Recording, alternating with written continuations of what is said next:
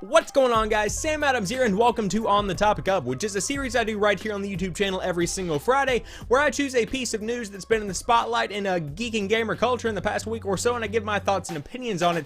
And today we're going to be talking about a movie trailer, which is not something I customarily cover here on the channel, but I was so blown away by this movie trailer that I felt compelled to talk about it, and that's not something I normally say about movie trailers or movies in general, so needless to say, I'm extremely excited after watching the second trailer for Captain America: Civil War.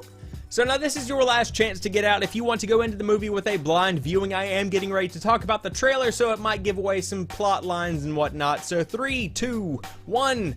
Okay, those people are finally gone.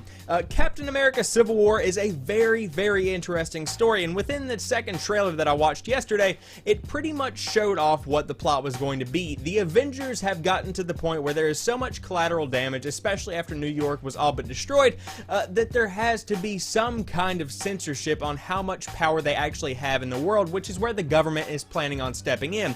Now, Captain America believes that the Avengers can govern themselves and that the government doesn't have to get involved, while Tony Stark, surprisingly enough, believes that the government should get involved and censor how much power the Avengers actually have, which of course there has always been a little bit of tension between Captain America and Iron Man, so it looks like that's finally coming to a head with Captain America: Civil War. So now with this controversy between Captain America and Iron Man, of course they are both major players in the Avengers and the Marvel Cinematic Universe, the rest of the superheroes are pretty divided between Tony and Steve, which is pretty much the plot of Captain America: Civil War.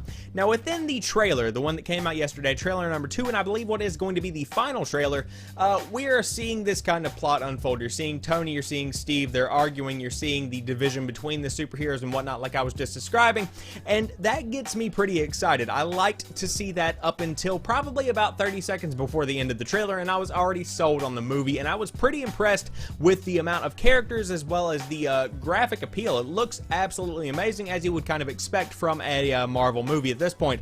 But then he swings in.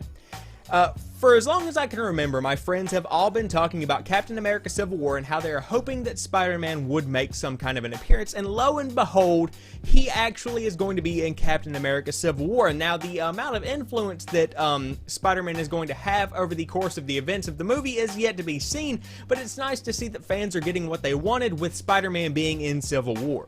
To be honest, as far as casting goes, I couldn't really tell if it was Andrew Garfield. I'm not 100% certain, but what I do know is that they're taking a classic approach to the Spider-Man suit, which is something that I am absolutely thrilled they're doing, because although the Amazing Spider-Man suit looked cool in the past couple of movies that have come out over the past couple of years, I've always been a little bit partial to that late 90s kind of Spider-Man look where there is a extreme red and an extreme blue, making a great striking contrast in the suit, as well as the old classic small Spider logo as opposed to the large spread out Spider-Man logo that we've seen in the past couple of years. So I'm really excited to see what they do with Spider-Man going forward in the movie. Now, I'll be the first to admit that I am not a huge moviegoer, and I'm not really that big of a fan of the Marvel Cinematic Universe movies that have been coming out over the past couple of years.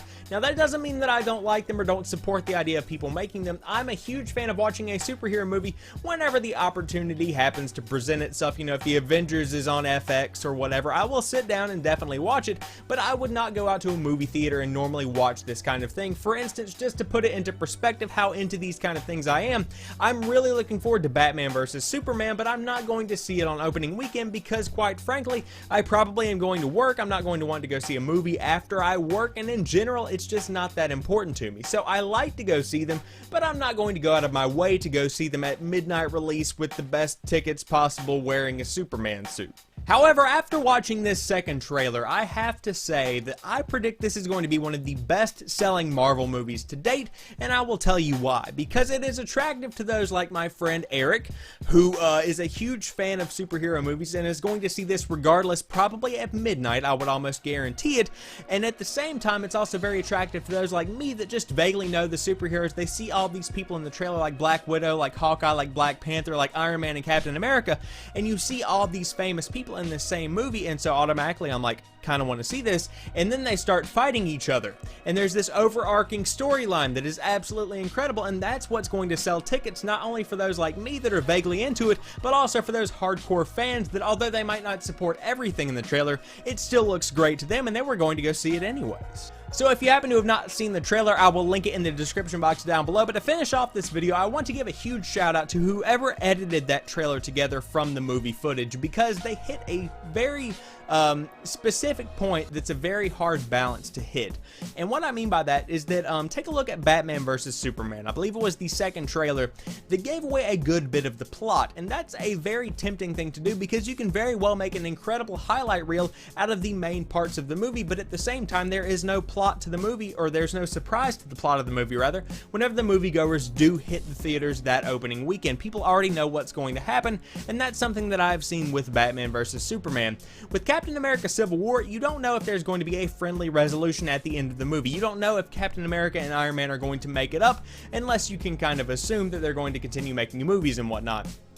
There is always that chance that things might not turn out the way that you want them to turn out, and that's what really entices me to go. And so to be able to make such an incredible trailer that drew me in and locked me into a seat on opening weekend, and to not give away anything that's major in the plot, that deserves a round of applause, so good job to whoever did that.